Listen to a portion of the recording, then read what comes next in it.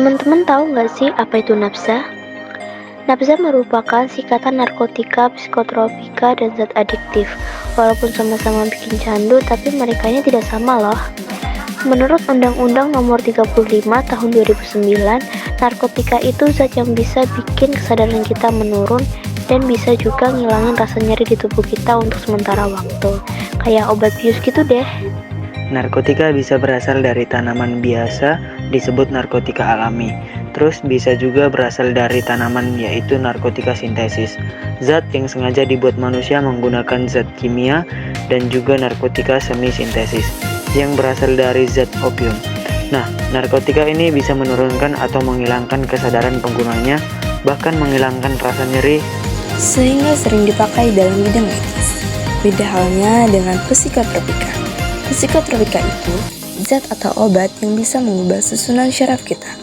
Hasilnya, dia memengaruhi aktivitas mental dan perilaku orang tersebut. Biasanya seri hiperaktif itu sama kayak narkotika. Psikotropika bisa berasal dari alamiah maupun sintesis. Contohnya kayak ekstasi dan sabu-sabu. Zat adiktif. Zat adiktif itu semua jenis zat yang jika dipakai terus-menerus dapat membuat seseorang ketagihan. Ini mirip kayak kamu main game online, karena seru banget jadinya ketagihan. Berdasarkan sifat pengaruhnya kepada kita, zat adiktif terbagi dalam beberapa jenis. Yang pertama, yaitu golongan stimulan. Seperti namanya, stimulan dapat menstimulasi atau merangsang kerja organ tubuh untuk bekerja lebih cepat, sehingga membuat penggunanya cenderung lebih senang atau gembira untuk sementara waktu. Contoh-contoh golongan stimulan ini ada amfetamin, ekstasi, kokain, kafein, dan alkohol. Dan membuat penggunanya merasa tenang. Iya, tenang kayak musik ini.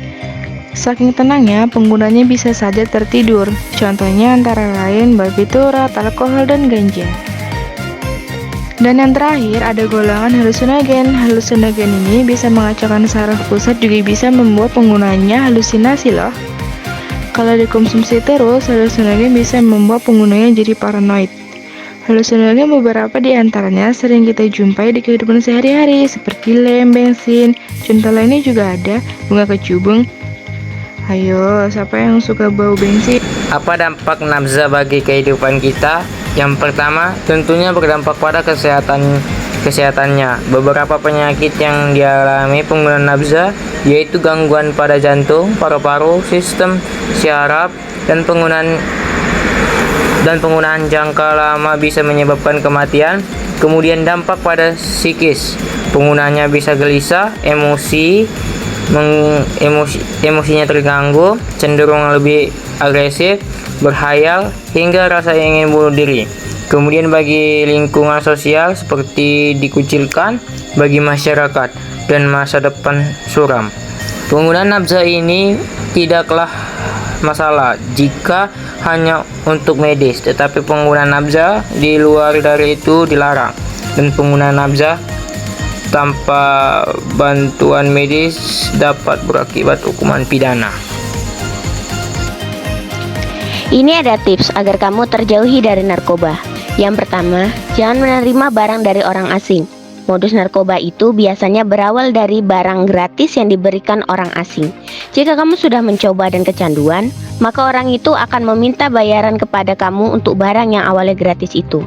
Yang kedua, selektiflah dalam memilih pergaulan. Yang ketiga, perkuat amal ibadahmu agar senantiasa dilindungi oleh Tuhan. Akhir kata, jauhi narkoba sebelum terlambat.